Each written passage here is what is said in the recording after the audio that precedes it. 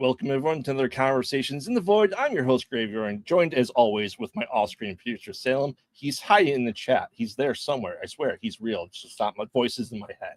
But I am pleased to introduce our guest for tonight. Here to talk all things horror, the best burgers in town, and how I can never be casually cool. Please welcome to the Void, Gage, Dailey, Nick Hiance, Ricky Glore, and Eric Hunter. Bow, bow, bow. Oh, I got no audio. Happy to be here. No audio. He doesn't need it. Okay. Can you guys hear me? No. This is his bit. He's gonna do this the whole half hour. Oh man, I can't hear them. Now he's panicking now. Yeah. All good. All technical difficulties. Love them. Love them. Always troubleshoot live. That's my motto. But before we get into the meat and potatoes of the show, and the sweet meat and potatoes, if you will, I'd like to get to know a little bit more about you guys. And what was your first horror movie growing up that you can recall? I probably should not chew my fingers.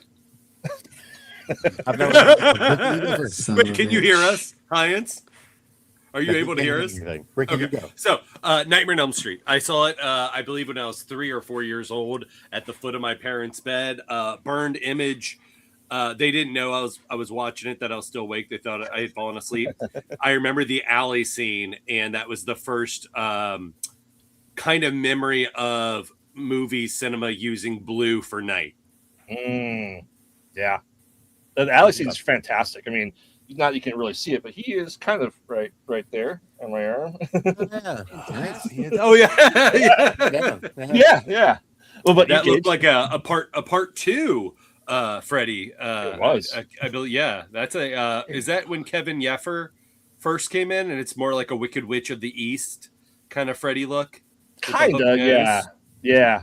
I dig. I mean, it's not a hot take anymore. I dig Elm Street 2. I dig Friday the 13th Part 5, New Beginning. Like, I dig Halloween 3. Like, I dig Halloween 666, the producer's cut. Like, yeah. Hey, introduced it to Paul Rudd, and we were all better for it. And I try to introduce all my friends to the Phantasm series. Some are reluctant at first. Oh yeah, hell yeah. What about you, Gage?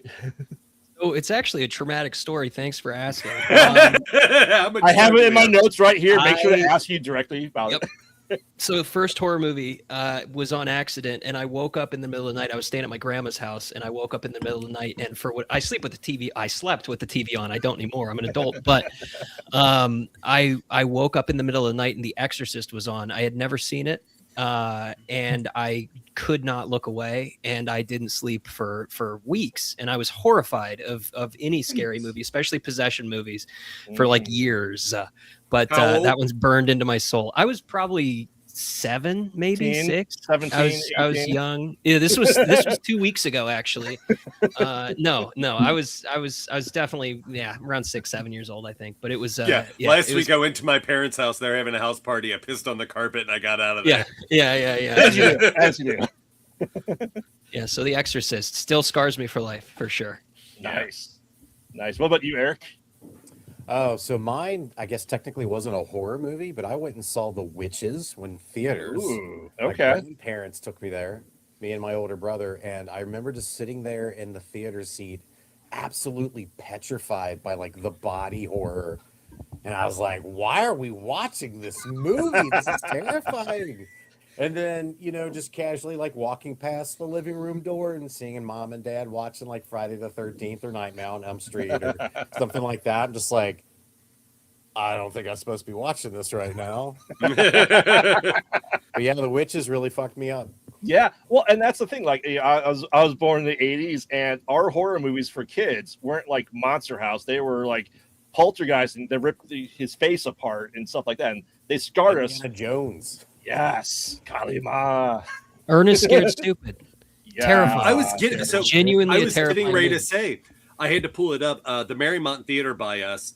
The movie came out in '85, so the year I was born. But when Ernest had a resurgence, or when Ernest got big in the latter '80s, they re-released Dr. Otto and the Riddle of the Gloom Beam, which, if anybody knows what that is, it's a Jim Varney movie. Mimi Rogers is in it. It's weird, and Ernest isn't in the movie. So when they re-released it, they released it on VHS with a little intro by Ernest, and then the rest of the movie is just a trip.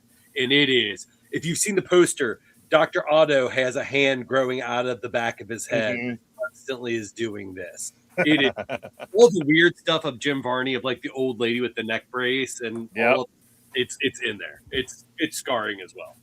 Oh yeah. If you're not being scarred by your childhood horror movies, are you really watching them well enough? What about you, Nick?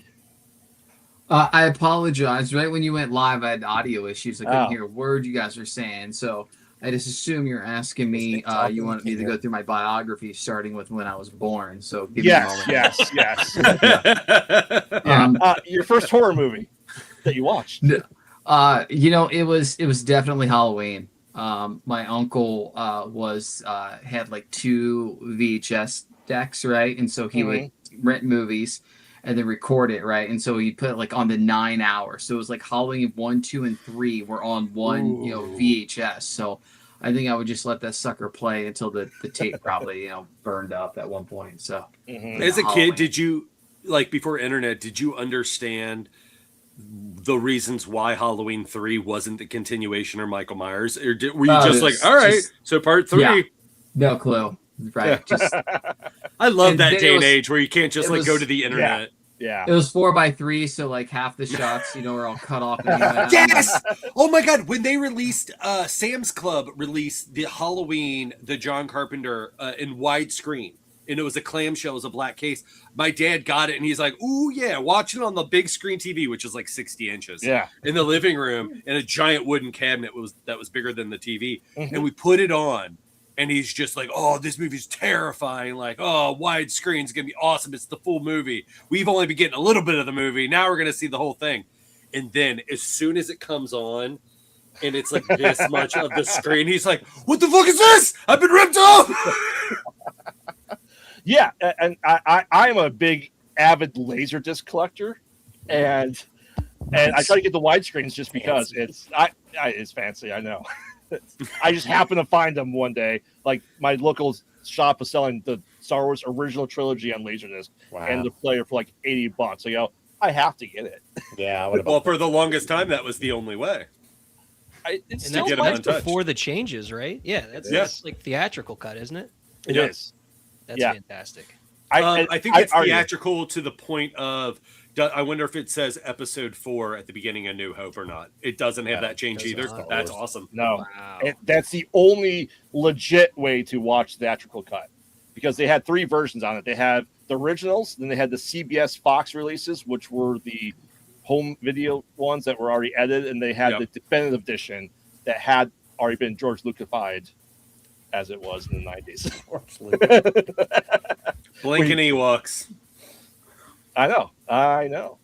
That's awesome. So let's get into the meat and potatoes of the show. Wait, what was the first horror movie you saw? This is a fun story. Mine was, as you know, we're in the Midwest. I'm in Indiana here, and Jaws, and I was probably 3. Yep. And I was afraid to go into any body of water because I didn't know there weren't sharks in lakes. And I had the honor of talking to Carl Gottfried, who wrote Jaws the movie, and he goes, "That's stupid." He's like, "You're not by the ocean." I'm like, I appreciate it, Carl. Appreciate it. You know. Well, I will say that's the main reason why Elm Street. Back of the head and steal your lunch buddy after that. Pretty much. That's why I thought Freddy was the scariest, because you could go through what the kids go through, like immediately that night by having a nightmare. That's why possession movies scared me so much. I could outrun Jason, maybe. I would have a shot, but like a demon. Voodoo. Yeah. Charles Lee Ray. Nope. Mm-hmm. Hey! He is the Lakeshore Strangler after all in Chicago. That's true. The scariest thing to come out of Chicago was Charles Lee Ray, not Candyman. Sorry. No, that's Capernaum Green. I don't know. Yeah, that's Southside. Different. They operate 2 different areas, and then you have Rookie of the Year, kind of right in the middle. That was terrifying too. The Cubs winning games, terrifying. As you can tell, I'm a Southsider. So. Oh man. Awesome. So let's get into NKY Films and how did that come to be? I know you guys were a couple of you were in high school together and just formed the company out of passion for horror movies. But what was that first kind of like writing session and even shooting like for you guys? Go ahead, Nick. Ricky. Everybody just passing the buck. Oh, now they pass the buck. I'll take this one. I'll take this one, fellas. Yeah. Yeah. Gage just knew. Gage has nothing to say. So we'll speed run. We'll speed run the story. I didn't even know you guys went to high school together. Well, so me and Ricky met in the first grade, and we've been friends ever since. So we always had a passion for comics and cartoons and superheroes, and we have a long story about that as well. And then you fast forward to high school, and me and Hiance met, and I think Ricky and Hiance met separately on top of that. And then we had another art class friend, senior year. We had another friend of ours who was also passionate at that time. Him and Ricky did a bunch of things when they were kids, and then we all kind of linked back up in high school. We went through all the high school hijinks of thinking that we were all going to be the next Spielberg and the next, the next big thing. We did a bunch of stuff. Ricky and Nick Prince did a bunch of claymation stuff, and then we did a bunch of claymation stuff, and then the four of us did a bunch of shorts. So we had a YouTube page and all that stuff. We did the whole gambit, and then we finally thought, you know what we're going to do? We're going to make a feature-length film, 14 minutes long, I think it was. I was like, oh, you're jumping. I was like, you're jumping like all your friends are dead. I was like, oh, okay, no, Dead Woods, yeah. We made a movie called Dead Woods. A zombie movie. Friends of ours. It was a zombie film. Ricky was passionate enough to write a script that we threw out before filming, and then we just improv the entire thing with something that he's still butthurt about. And honestly, we got it up on our YouTube page right now, youtube.com/NKY Films. And that sounds right. It is, for being, was 2004, 2005, 2006, bunch of snot-nosed teenagers. It's not that Sorry, bad. it didn't take us 3 years. We just can't remember. No, it was either end of 2000. It was 2005 or 2006. It's right after, like, say, a year later after Land of the Dead came out. So God, I really hate to get those production dates wrong. Yeah, God forbid. Poof! Here come the trolls. So much like friends that are thick as thieves, we separated. We went our separate ways. Ricky went to Chicago for many years, and I moved to Ohio, originally from Kentucky, and we're right across the river. So, and so life happened. We grew up, we fell in love, we got married. Some of us had kids, and then Nick and Ricky got back together. And Ricky, I think that's where you should take the story. Yeah, we had always stayed. All of us had stayed semi-connected while I was in Chicago. So Nick Prince, other friend of ours, and Eric Hunter and I did a podcast called Real 90s. Another friend of ours, Mike Flincham, who's producer and actor and different things. We had a podcast that we were doing. Hiance would come up and visit. All of us still, Chicago's a good place to go hang out. Like, there's everything going on any night of the week. So it wasn't hard to get people to come up, even though it was a 4-hour trek. But so when I ended up moving back, I had an idea for a short film, and Hiance and I always enjoyed doing the sketch comedy show that we had done for cable access. So we're like, all right, well, maybe we could start doing stuff like that again. And then ultimately, I think we were 35 years old, said, okay, if we turn 40 tomorrow, and if we had one regret, what would it be? And I think we both said, not killing each other, Thelma and Louise style. No. And not making a feature film. And so I was like, oh, the technology that we have now, we just have to do it the smartest way possible. So both being fans of Robert Rodriguez and Kevin Smith, we kind of use those as the templates of like, all right, what can we do for very little? And then that's kind of how All Your Friends Are Dead came to be, except for Hiance really held my feet to the fire. Again, script-wise, I was like, all right, here's what we do. Santa versus Satan. I Googled it. No one owns the title. I play a dude who gets kicked out of his apartment, Dirty Work style. She throws, the only thing she gives me is my Santa costume because I work at a mall. I go to a cabin and accidentally stumble upon these cult kids who summon a demon, Satan or whatever. And I, drunkenly in a Santa costume, have to defeat it and save the kids. A la Save Christmas. And Hiance is just like, yeah, fine, I'd see that movie. I mean, do I have to? Because you just told me what it is. And he's like, go back, and he's like, do something. You were like, make something that makes sense, like that is sentimental, or like why we should make a movie. And I was like, all right, fucking no Santa versus Satan. That movie is all your new production, by the way. Oh, I've tried to sell it so many times. Yeah, that's awesome. It's especially that Trek. I remember my friends having a camcorder growing up in the 90s, and we were making our own Halloween movies because my first Halloween movie not edited for TV was, of course, number 6, the best one. Yeah. And so I'm like, we should do this, not knowing that Donald Pleasance was dead. So we carried on Dr. Loomis versus Michael Myers. We got the costume and we started filming all that stuff. This is really great. So we started doing a bunch of short films. Got into high school. I was in theater and drama for all 4 years, learned how to do all production stuff. And then my parents go, you know what? You should get a real job and go to college. I go, cool. So I did that for 15 years instead of anything else. And then I came back about 5-ish years ago, just doing podcasts and YouTube shorts and stuff like that. And now I'm doing it on the weekends because a weekend warrior, because let's face it, doesn't pay all the bills. No, everybody here has a job, and it's not at least for me, it's not a hobby. It's what I'm passionate about doing, but it's trying to do it in the smartest way possible. But also with that is where we kind of cap, at least right now, our ideas with our budgets. So yeah, Eddie, we could all be like, we all came together on Casually Cool. Hiance was the cinematographer for it. I co-wrote with Eric Hunter and directed, and then Gage came on board and was one of our cameramen, and wear many hats. And because we are a small, close-knit group, we then are like, all right, well, what are we going to do next based off the budget we can possibly get and the stories we want to tell? Well, if the first idea is like, all right, it's on a fucking spaceship, it's like, all right, then it's in like one room of the spaceship, and like that's it. And like what it, but like, so I don't think we've really hit that problem of being like, can we think of an idea that we could film? It's more like just how do we frame it in the way that we do things. We've had some very intense conversations about miniatures and explosions for a small movie. Again, still pre-production notes. But no, I think we've so just to kind of continue the story. So Gage actually, so yeah, you had a kind of a weird connection because you kind of reached out to Ricky in kind of an odd way. So why don't you tell that story really quick?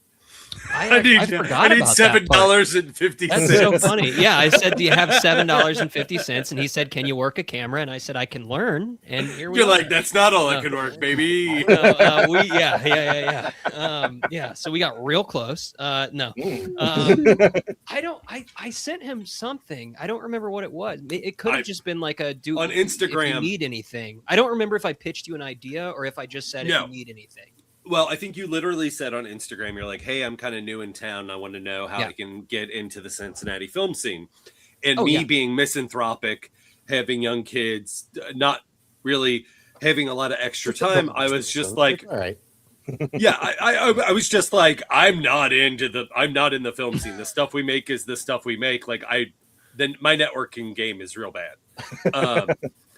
Because we are kind of the harbingers of what we are going to make. Like we support other people, but like it's hard enough to get our own stuff.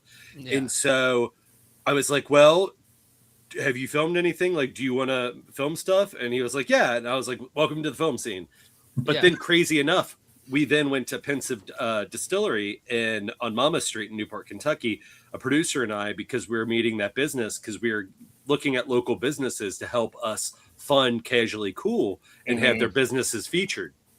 It just happened to be Gage worked there and was their social media. And it was just like, hey, I don't know if you remember, but I messaged you. I was like, was I nice? And you're like, yeah. And I forgot we did. I'm like, no. No,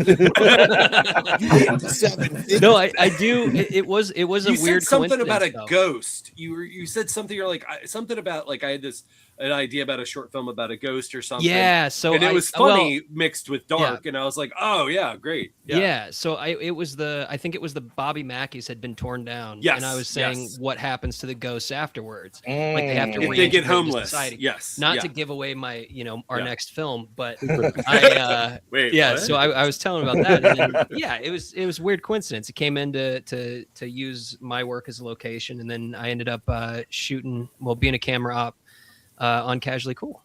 Nice. And providing like a lot, like on our film sets, there's not a ton of improv, but there is a lot of, I think, inspired from like what we have in the way that people deliver it, but kind of no one is off limits to provide a carry on. Hey, I'm thinking like, what if it's this? What did Gage say to you, Hunter, after the film shoot about like some of his camera angles? 8 inches soft. I don't believe it. No, 750. 750. There it is. So close. You were 50. Pre-production. Pre-production. I'm sorry. Oh no! Didn't Gage come up to you about? You asked him about how did everything look like on the camera and whatnot. And Gage was just like, I don't know. I've been doing some really weird angles. Yeah. I hope Ricky's cool because I don't like weird. What does that mean? Weird angles. I wouldn't do Video Village. It's a Dutch angle. Everything's a Dutch. I wouldn't do quite a few Dutch angles. We didn't have like a monitor, and like I think I prefer being close anyway. But so we pretty much trusted everybody. So Nick was trusting Gage, and like everybody's just like, yeah, we're all on the same page what we're trying to accomplish. Great. During this time, Gage comes across a stand-up bit that I did on my Dry Bar special in my first album, which was I was much heavier at that time. I was like 350 pounds, and I had a joke. I was like, no one that looks like me would ever be revealed to be the killer in a 90s horror movie like Screamer. I Know What You Did Last Summer, because those outfits are very like skin tight lycra and like flowy. I'm like, because I'd show up and I'd just be like, and the killer was me, and they're like, yeah, you have like 50 pounds on all of us. Yeah. And when you were chasing us through the woods, yeah, when you were chasing us through the woods earlier, you leaned up against a tree to catch your breath. Are you okay? Yeah. Gage said, he's like, I have an idea for a short film about that, about an aging slasher killer. Do you mind if I write something up? I was like, oh, go right ahead. And that literally is where we started with the current film that we're doing the Seed and Spark campaign for, raising funds for, to complete our 2 feature films in 1 year run. It literally started during production of Casually Cool was the beginning of the idea to now having a pre-production. Wow. That's impressive. You know, I do indie horror films as well, and everyone wears as many hats. You know, a lot of our stuff we do found footage. I know, boo, found footage, but no, I love found footage. Yeah, found footage is fantastic. Yeah, and it's fun, but like, you know, we have stuff written out for a scene or set that we're supposed to have, and we don't get it, right? We find out like the week before. What do you do? And then you having those late night rewrites as you go along because you have to make it happen, right? Yeah, definitely. And Ricky can attest to this, and maybe actually more Nick. When you guys were doing editing through like Sweetmeats, like it was still rewrites. You know what I mean? Like we were still kind of going through the movie and trying to figure it out, piece everything together. You know, that's one of the things I've realized, especially with Ricky being Ricky being my main writing partner in these past couple of scripts. It's like I understand that at some point, like I'm just kind of got to take my hands off of it, you know, because Ricky starts slapping him. Like we talk about, you know, a man of many hats, and you know, all of us try to take on as many jobs as possible. But in terms of being the mouthpiece for everything, I mean, Ricky is absolutely the one out front, you know, carrying the torch. And it gets to a point where it's just like Ricky and I have it. Like when he was telling me about the idea of Run, I was like, man, that sounds great. Give me the script so we can actually make this good. And he's like, no, it's going to be this. It's like, oh man, you wanted to do a music video in the middle of Casually Cool. Like we're cutting that. And being like one of the greatest things in the film. No, now Eric Hunter is singing that song. Talk about wearing many hats. When we first started reconnecting in high school, Eric was playing like the local coffee house with an acoustic guitar, and like he was the lead actor in our theater shows. Oh yeah. Not me. Like, but like he was pulling and like was incredibly talented. His singing and songwriting, something I always liked. And so also with a lot of my friends, like Jason Dill, who is a member of the Upset Victory, he's singing a song. One of his songs is in All Your Friends Are Dead, but he's doing some original stuff for Casually Cool. Hunter is singing the Alice Lunley number that he's referencing now. The number he was like, oh, a full musical Xanadu number. He's like, that ain't making it through editing. Like with roller skates and like, it's a dream ballet in the middle of this Rockford Files episode. He's like, okay, we're cutting it down to 88 minutes. We'll see what maybe goes. And now he's singing the whole song. He's like, you know what? I think this scene, I think this scene has a lot of integrity. Yeah, but again, it goes back to that idea of ensemble, you know, and trusting the people that you're working with, literally from start to finish. You know, like Hiance came to us when we were getting ready to start filming Casually Cool, and he's like, "You think we should do this on iPhones?"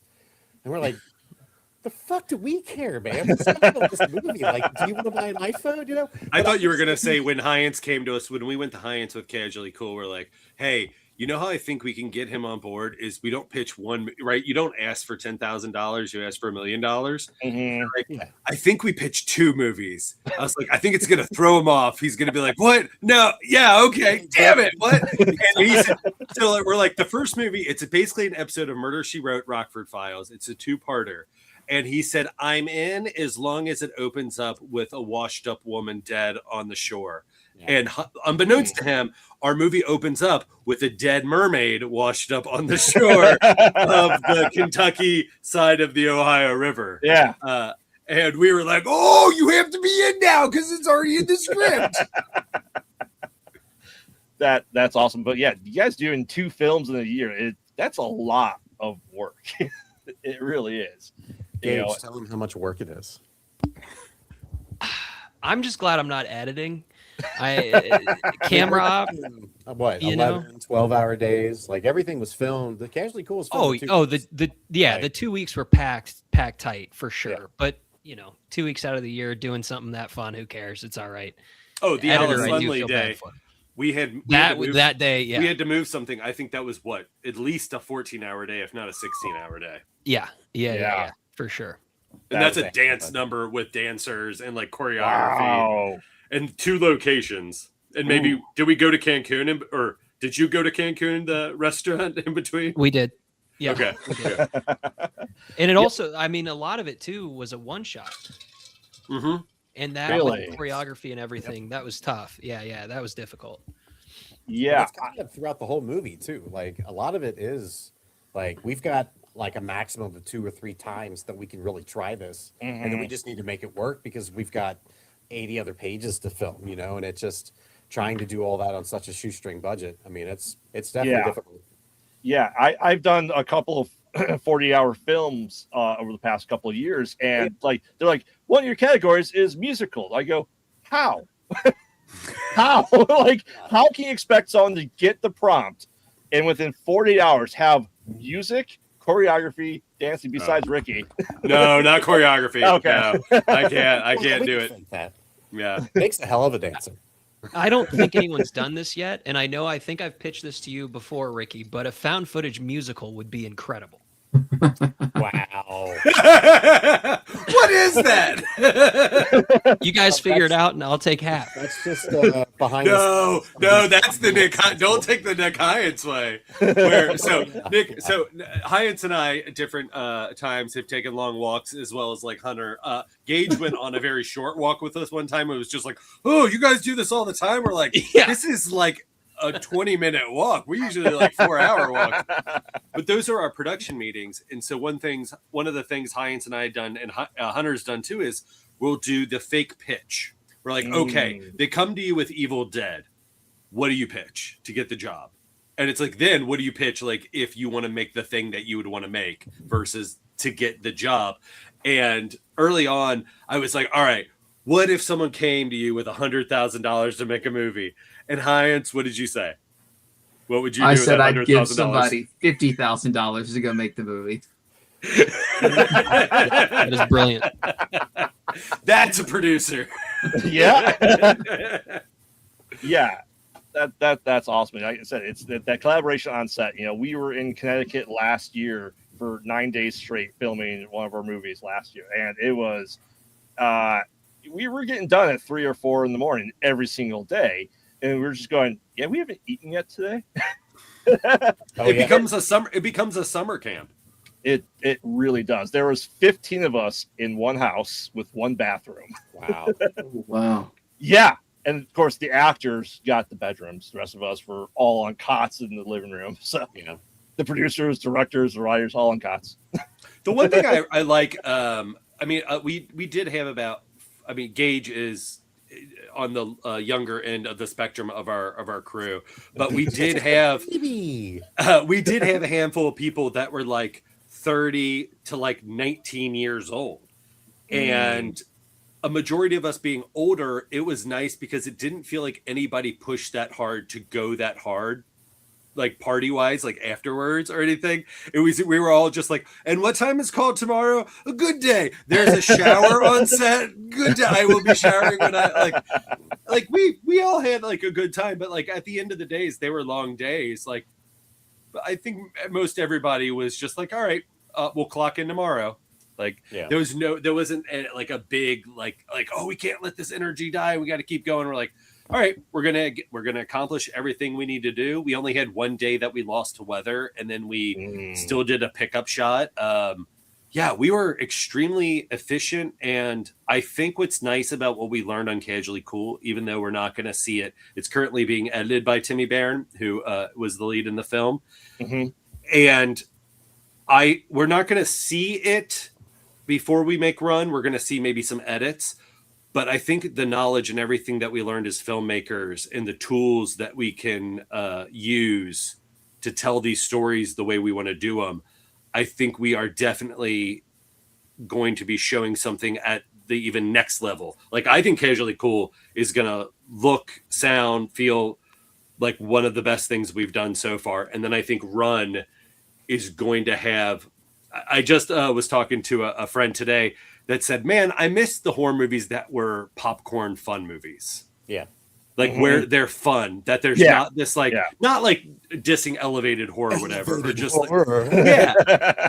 But like, it seems like the dumb fun horror movies also tend to be PG-13. Yeah. Which I can smell like a mile away. And I don't know why that is. Like Happy Death Day. I remember not knowing that was PG-13. And like watching the movie. Watching it. It was just like, what with this movie? The only movie that kind of feels that is like Heart Eyes.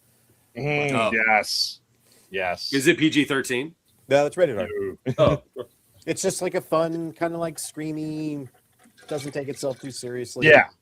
Like Thanksgiving as well. Thanksgiving. Yeah. Oh, yeah. I agree. Yeah. You know, I feel like Run, obviously, you know, we're still in pre-production and we're running our campaign right now over Super Spark. And it's, you know, every day it's, you know, Ricky and I and Hiance and Gage, we're all talking almost every day about this movie. And, you know, we're obviously excited. Hiance hasn't said shit.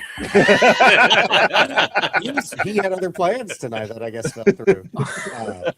But no, it's again, like it's continuing to evolve, you know, like we're constantly reading the script and we're always talking about character development. Like we're very awful when it comes to, and by awful, I mean excessive, when it comes to creating backstories and universes for these movies that will never show up on screen. Talk about a rewrite. We just did a location scout for the main location that opens and closes the film, which is the Hunter Ranch, Family Ranch, a farmland that we all grew up going to. And I think one short film, Eric Hunter, not Gage, sorry, my bad. That was his first visit.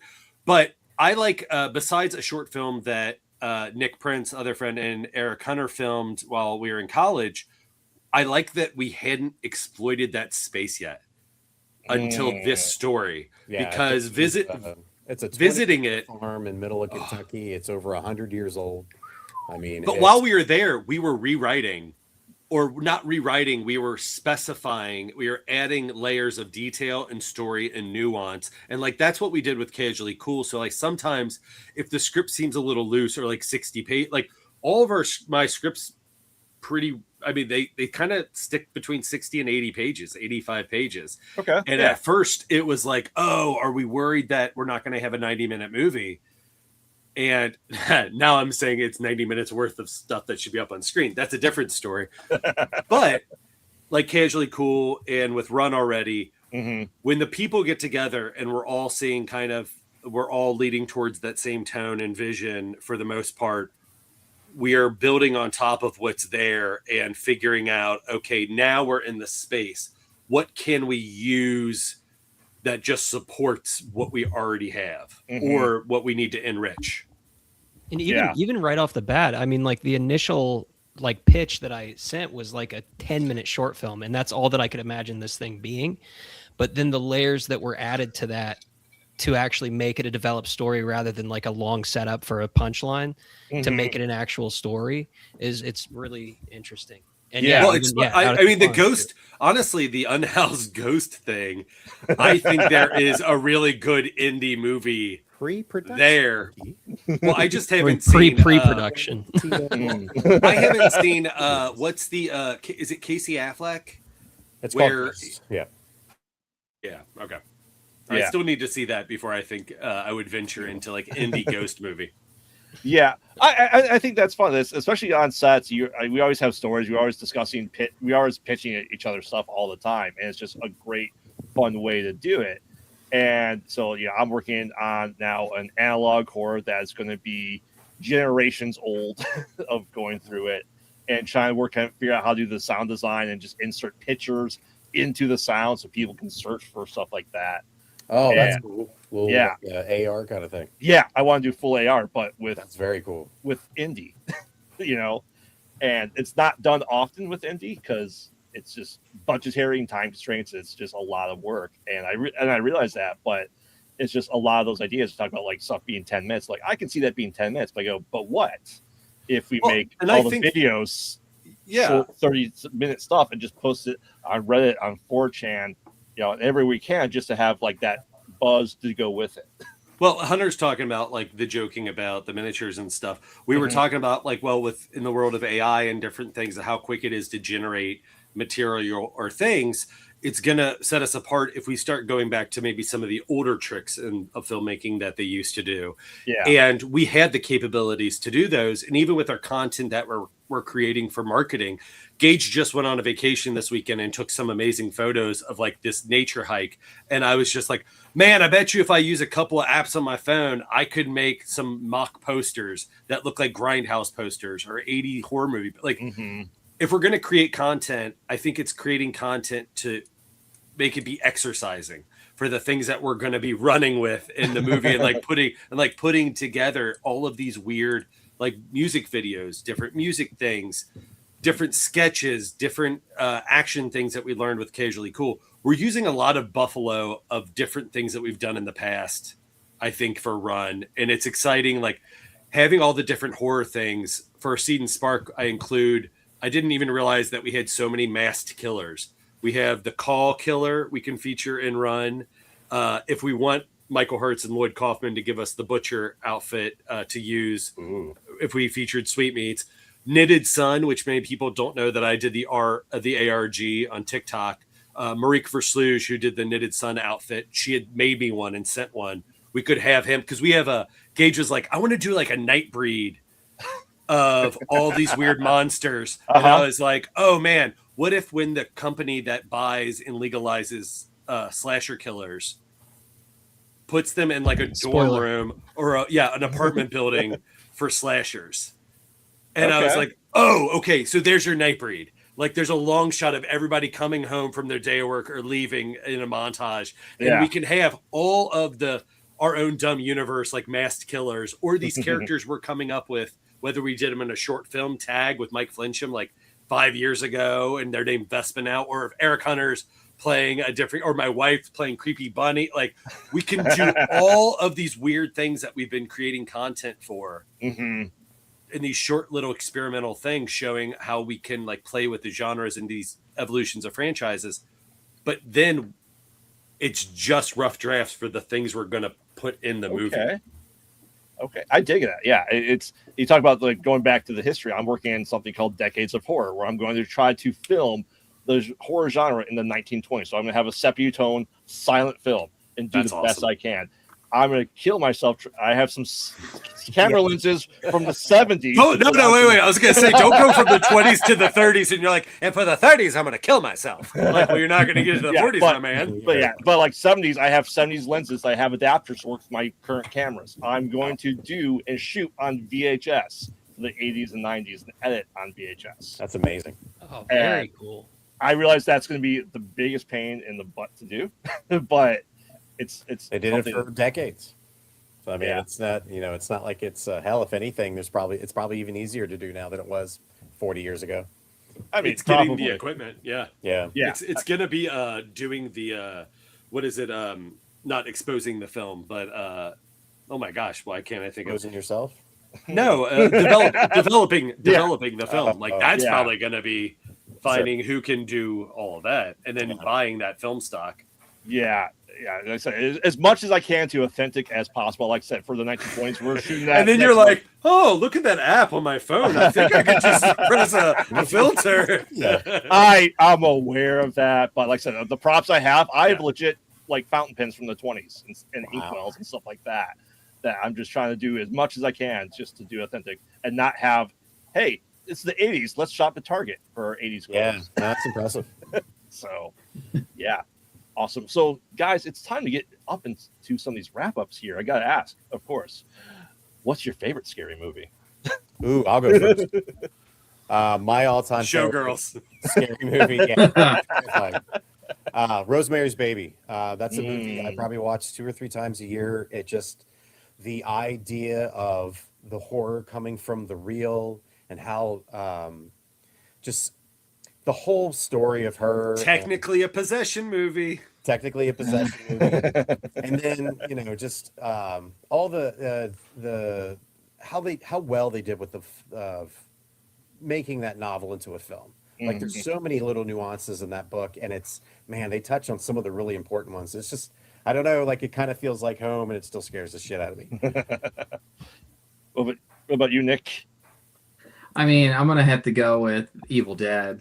Of course. I mean, I just can't get away from Sam Raimi and Evil Dead, and the early days of DVD and just the commentary and the behind the scenes where Midwestern kids could like watch and like actually be like, oh my god, you could just like make a movie, right? It's like him, Kevin Smith, Robert Rodriguez, like just learning like that. So those kind of like early movies, just Evil and Dead, then we 100%. heard like on the commentary for Evil Dead or one of the special features mentioned In the Woods or whatever the first short is that at that time we were constantly searching YouTube, this new thing. We were just like, someone's got to upload it. Like, I think it's called this because we couldn't find what you get on VHS tapes at conventions. Oh, borrowed it from a friend that I worked with at Long John Silver's. Other friend Nick Prince and I were watching it in his living room at 2 p.m. on a Sunday afternoon. We're like 17 years old. And his mom's like, what do you boys watch? And we're like, a movie called Evil Dead. She's like, is that any good? We're like, it's okay so far. And then thwump, the tree just goes right in. And she's like, did that tree just, okay, you boys enjoy this movie. Trees need love too. And we were like, this movie just got interesting. What about you, Gage? I mean, that is such a difficult question. I would say, oh man, just to be a little different. The original Paranormal Activity, I loved. That was like a game changer for me. But that's tough. I mean, The Shining is, I think, the best. But my personal favorite might be Paranormal Activity, the first one. That gets me, man. Just like that first movie, just like the static shots and like the chairs, and you just And now when people watch it and complain that it's slow, I'm like, you're dumb. I don't care. Like, it's perfect. Well, you're dumb. Yeah. And that drives me nuts with so many. Like, even if you have somebody watch The Exorcist for the first time too, it's like, oh, it's not as scary. Yeah, because everything else is inspired by that. Like, that's how I feel. You know what I mean? Like they just have to keep ramping it up to where it's not good anymore.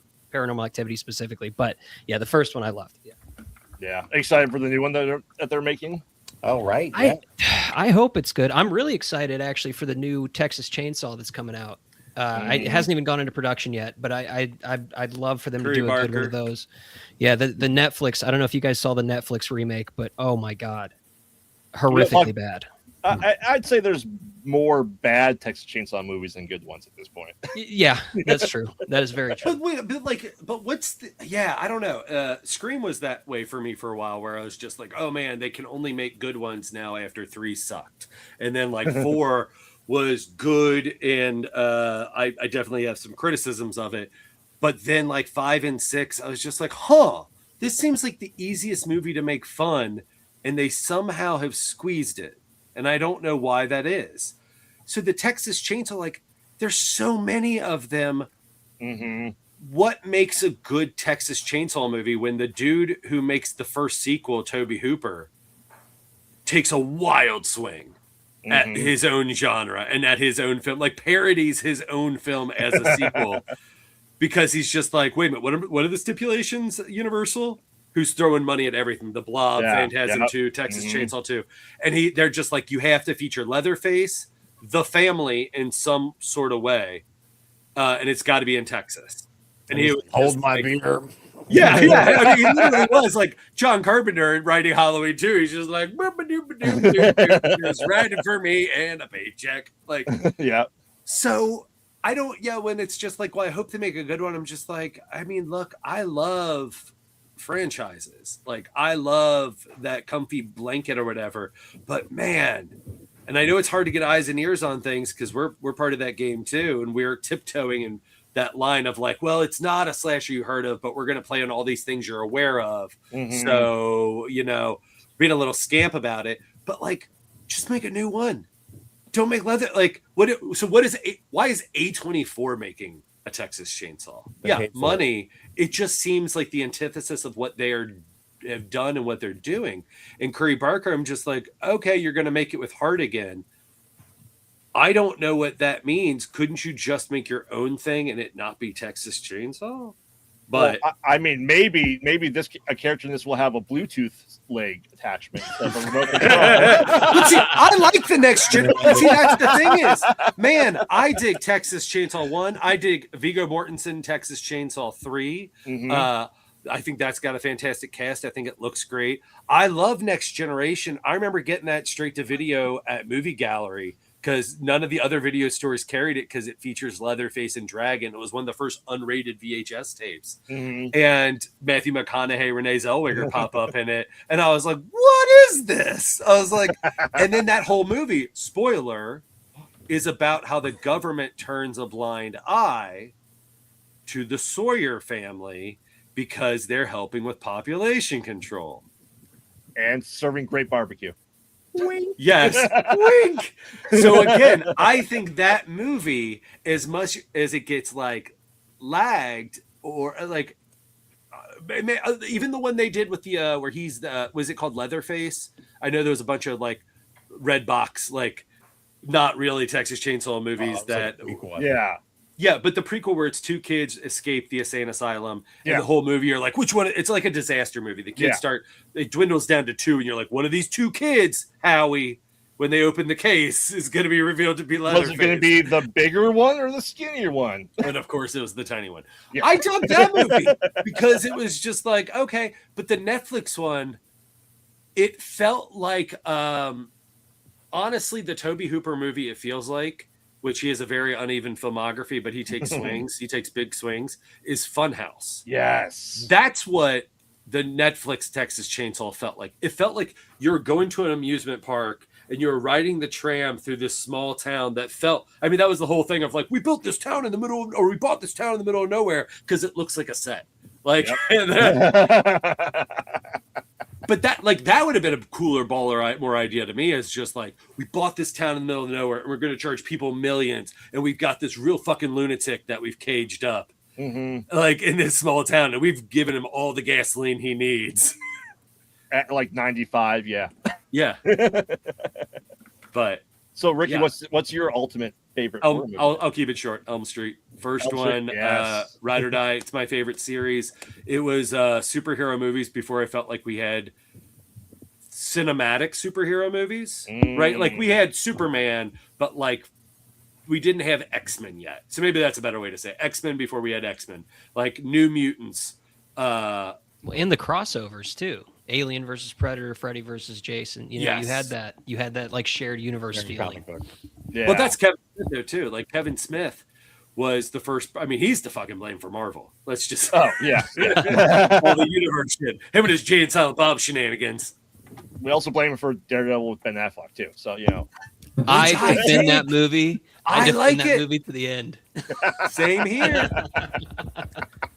I think there's some real bad in it, but I mean, you go back and you watch Keaton's Batman, or again, like mention all of those. There's some bad shit in there too. But like, I also think people shit on Batman and Robin too much. Like Batman and Robin, I think is a highly enjoyable costume flick. Like just a It might be my popcorn, favorite horror movie.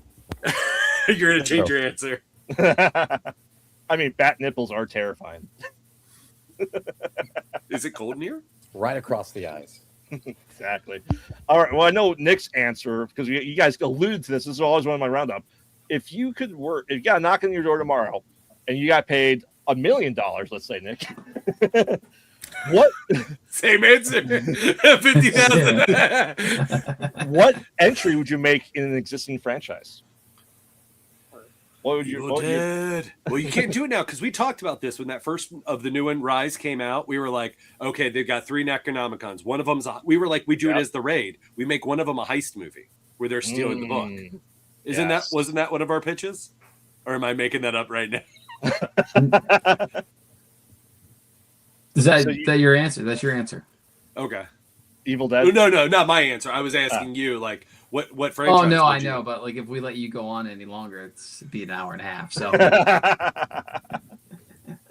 Oh, it's all good. So, what's your answer, Ricky? What next one you want to make be?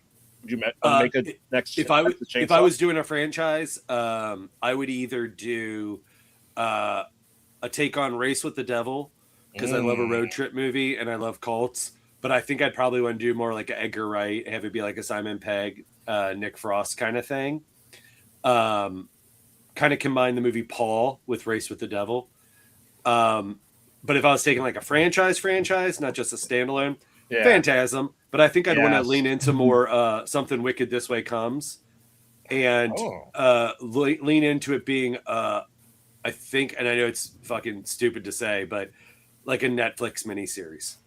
Okay. Like I think that story lends itself to being like a Stranger Things kind of like season, like 4 episode mini, like long movies. Yeah. Which was, Phantasm was the inspiration for Supernatural, going around hunting things in their classic. Oh yeah, Kolchak and Night Stalker. Yeah. There's a lot of touchstones in Supernatural. Mm-hmm. What about you, Gage? I would either do a prequel to the Warriors from 1979. I think I'd do a prequel to the Warriors, or I forgot what my other one was. So prequel to the Warriors is my answer. I hope you can only find out where the bottles came from they used on his fingers. It is. What about you, Eric? I think just as a guilty pleasure, I'd love to make a Saw movie. Ooh. Was Ricky the way he talks about Elm Street as being his franchise? I feel like Saw's kind of my franchise. I've seen all those movies in theaters, Friday nights, midnight, and I think there's a lot of good stuff in there. I will say the movie I watched recently that was really pining to be well, and it just kind of fell super short was Tarot. It's very Final Destination, but the idea of using that tarot deck is super interesting to me. And I was like, man, this was a great idea. Like you could turn this into a franchise and just pick a couple of different tarot cards every movie. And it's like, but it just sucks so bad. It's why you and my brother, the other Eric, love 13 Ghost. Because it's all the possibilities of these different cards and these different characters or these different powers or these it's New Mutants. It's all that same stuff. It's there you go. Like more different powers. Yeah. What's yours? Nick has to go first, or is he going to Evil Dead? No. I'm not doing Evil Dead. Okay. I'm gonna go. I would do From Dusk Till Dawn. You mean Sinners? No. If I wanted to make Sinners, I would have said Sinners. No twins. Adamant about it. Yeah, I love it. Mine is Nightmare on Elm Street. I want essentially my idea for Nightmare on Elm Street and trademark is that Trademark on IP I don't own. exactly. Oh shit! No wait, don't take my idea. Is the rise of sleep paralysis and sleep apnea is Freddy trying to get back through? Interesting. I always dug, Nice. and we've Hunter and I know have talked about this. I'm pretty sure Hiance has talked about it. Freddy's Dead, the Peter Jackson version that never got made, which was what if Freddy had become a little bitch in dreams? That Nick Cage movie was a good scratched a little bit of that dream scenario. Oh yeah, of that Elm Street itch. I love that movie. Nick Cage is very weird and great in it, but. Peter Jackson's script of where they beat kids go to sleep so they can beat up Freddy. And then he accidentally kills one of them, or one of them accidentally dies, and he gets just a little bit of power. And so the movie is about him just how Freddy got his groove back, basically. Ooh, there you go. That's the perfect title for it too. Get his groove back. There you go. Wait, is awesome. that a domain I can take? Awesome. So before we wrap up here, give us your pluggables. Where can people find you if I learn everything about NKY Films, and give us some pluggables. Who wants to go first? Go, Ricky, go. At NKY Films on Instagram, or at Glore Ricky on Instagram. The two entwined. Will always be sharing. And that's really it. If you there, I mean, Facebook still on X because I'm just not getting it. Blue Sky. That's the only. I mean, X is a weird app now.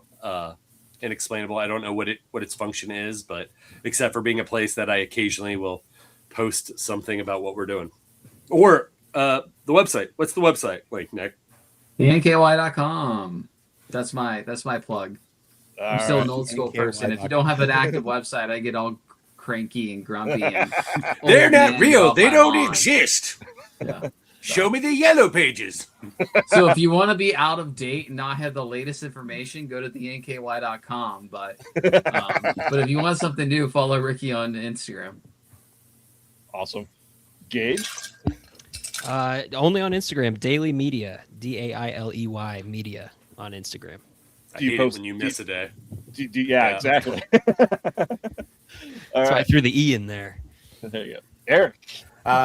Instagram too. Facebook, Eric M. Hunter, and then I have a website as well, ericmhunter.com, for all my books and writings and stuff. Awesome.